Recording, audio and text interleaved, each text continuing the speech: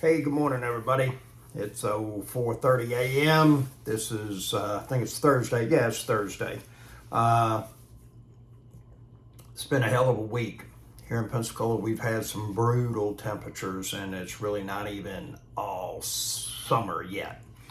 Um, Got a guy named Shannon, been a part of my life for, 15, 18 years, somewhere in there, that he kind of bounces back and forth and everything, and he really neat guy.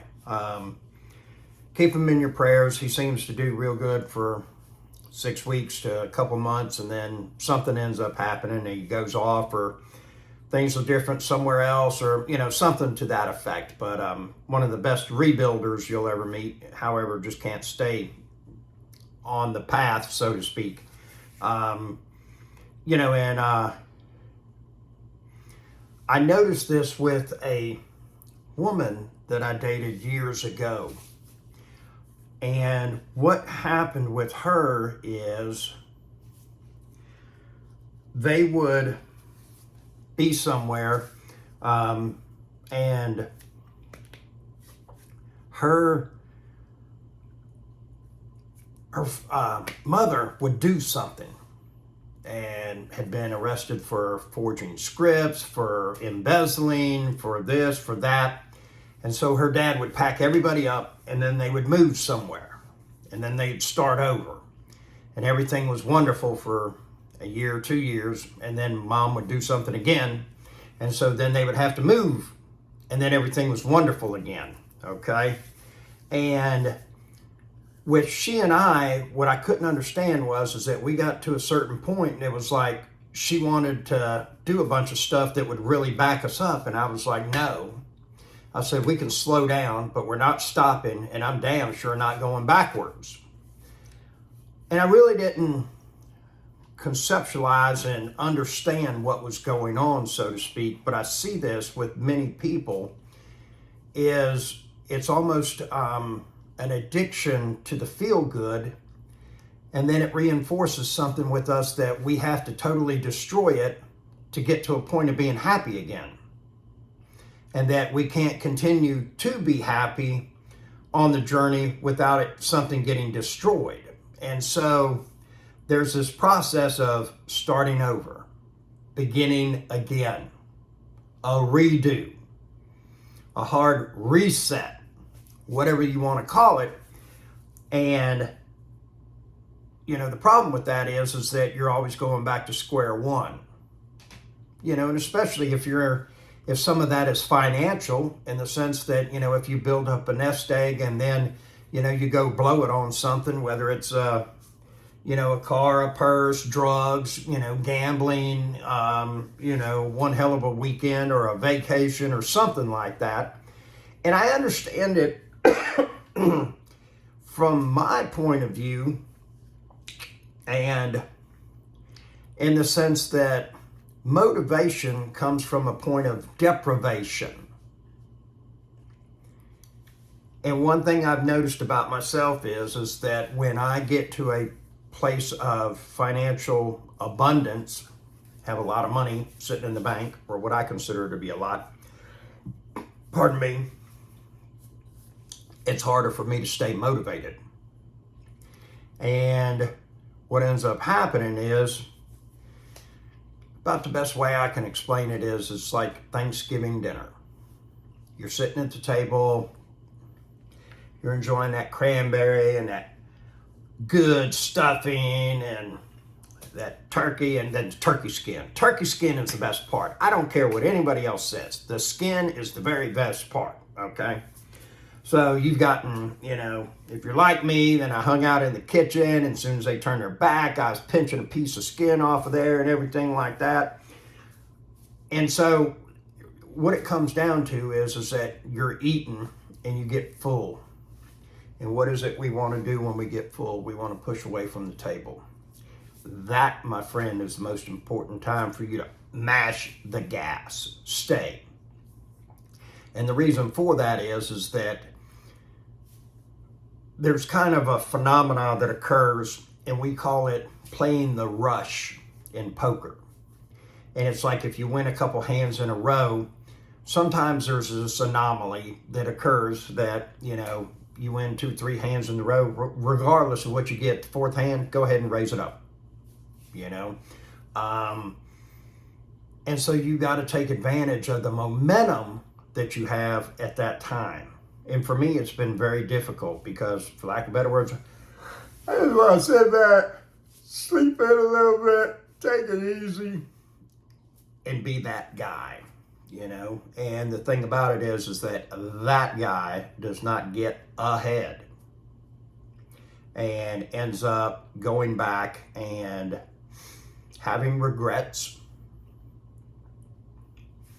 and looking at things in a totally different light, in the sense of what could I have done, what should have happened, these kind of things. Now, one of the things that I've started doing here recently is, and it's amazing how it works. Monday was an extremely productive day for me. The night before, and I run my life off a steno pad, okay? Old school, write it down in the book, check it off as you're doing it, make a list, okay? And, they say the pen is mightier than the sword. I think there's a lot of truth in that. For me personally, I like reading books. I'm not big on audio books. I physically like to read them. And so I think so much of it has to do with that it becomes embedded in our mind as far as writing. And that's why journaling is so good. Well, here's the thing that I found out is that when I write in the sense of I am, and what I mean by this is I am going to change out that exterior door today. I am going to get this shower pan set. I am going to do this. I am going to do that. Well, then things tend to go a whole lot better and we're a lot more productive. So then the situation becomes, well, what are we going to do, in the sense that go ahead and take it and say, I am going to do this. I will do this. I am. And what that does is that commits it to our subconscious. And it's like I have been telling myself every night before I go to bed, I am getting up when the alarm goes off at 3 o'clock. Because I am the world's worst, folks. And I tell you what, tomorrow it ain't happening. I'm sleeping in, okay? So I'll probably be getting up at about 5 or 5:30. And I am looking forward to it, I assure you. This heat has been brutal. Last night I went and played cards. I played 1-3 no limit. I was there for about 2 hours and won $217. And one thing I'm doing, not only do I track my winnings and my losses, but I'm now going to start tracking my time that I play as well. The big thing is that numbers are decisive, they're clear, they're finite, they have a beginning and an end. And anything that you can track, you can measure. And if you can measure it, you have the ability to change it. And it's like, the reason that I'm single is because I am just not that good enough for a woman that I want to be with to be attracted to me. Do you know why I'm not worth $5 million? Because I'm not that good at making money just yet. Do you know why I don't have 50 houses? Because I'm not that good at acquisitions. Now, if I said that there's no good women and the dating pool sucks, this, that, and everything, those are things that I have no ability to change. And if I sat there and said, well, just rich people get lucky, or just blacks get lucky, or just whites get lucky, or gays get lucky, or Mexicans get lucky, or, people from the north get lucky, or people from the south get lucky, guess what? I can't change any of that. And if I said, well, there's just no more deals out there. Prices are way up, interest rates are way up and everything. There's just no deals out there. Guess what? I can't change any of that. But soon as I take the blame for something, then I have the ability to change it. And guess what? That's where the power comes in. You know, if you study or follow Jocko Willink or David Goggins, two Navy SEALs that are real big in the high performer, high achiever industry, coaching, podcasts, all that kind of stuff. You know, Jocko said, you know, we go out on a mission and it doesn't turn out so great.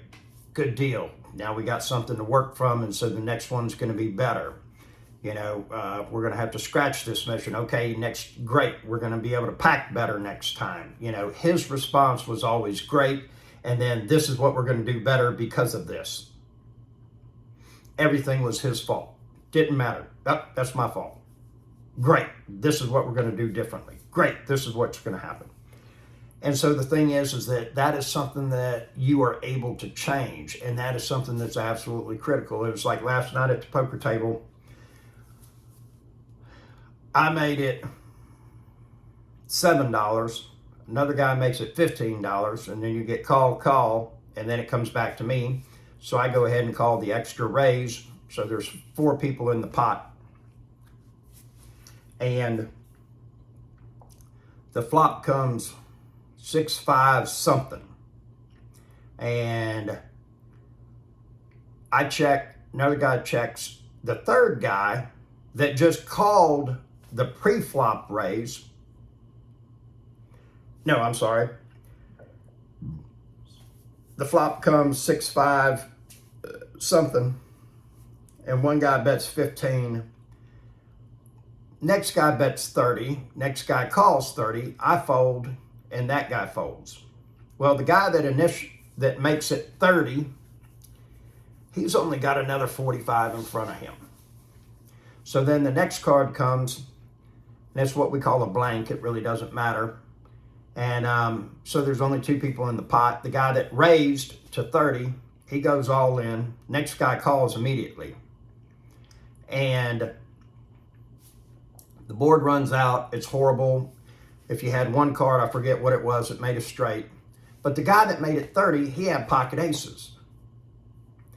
The guy that called his all in had 6-5, so he flopped 2 pair. He won the hand. The guy with aces gets up. Oh man, I can't believe it. You know, aces get cracked and everything. And when you get beat by 6-5 and everything like that. And I was thinking to myself, and when you have big pairs pre-flop, you only want to go up against one person. You don't want to be playing against 4 or 5 because people sneak in with hands like 6-5.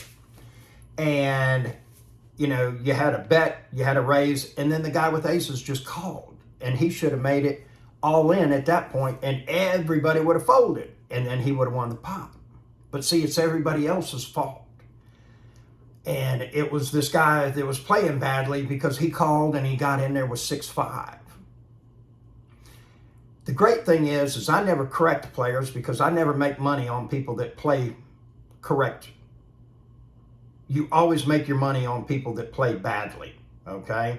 And I go there to make money, that's it. Don't get me wrong, I have a good time, it's recreational, it's relaxing for me and everything, but I'm there to make money. So I just say, oh man, I've had that happen before and everything, that really sucks, you know. Oh man, you know, they never hold up and everything. I hate them things. I like fold them pre-flop. I get rid of them out of my hands and everything. Like, I just agree with them, you know, justify their behavior, their thought patterns and why, you know, and that guy got out and, you know, he was mad and walking out. You know, and the thing is that, you know, he played the hand totally incorrectly.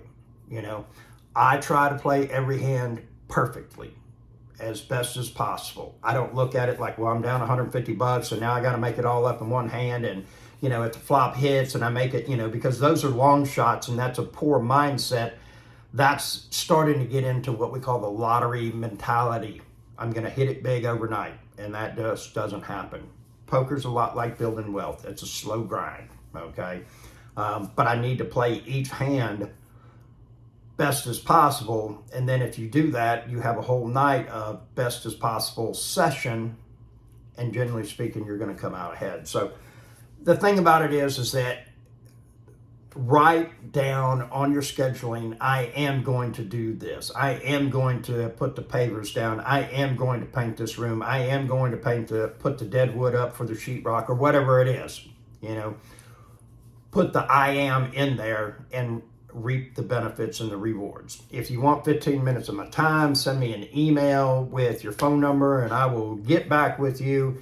Have your list of questions ready. I'll be more than happy to. If you're interested in any coaching or any mentoring, please send me an email as well with a phone number. We'll call and discuss. And I believe if it's a good situation that I think it'll be beneficial, then we'll move forward with it. And there's some people that I've said, you know, I just don't think I can help you. And it's not an ego situation or something, but it's just that what they're looking for is not exactly what it is that I do, so to speak. You know, so I've been able to point them in the right direction with other professionals that are in the industry that they're in, that they want to do, that they want to excel, that they're, you know, hitting the roadblocks with and want to progress and get out of where they're at. They want to level up. So hope you have a fantastic day. Be productive, be profitable, and remember, figure out who's got your money.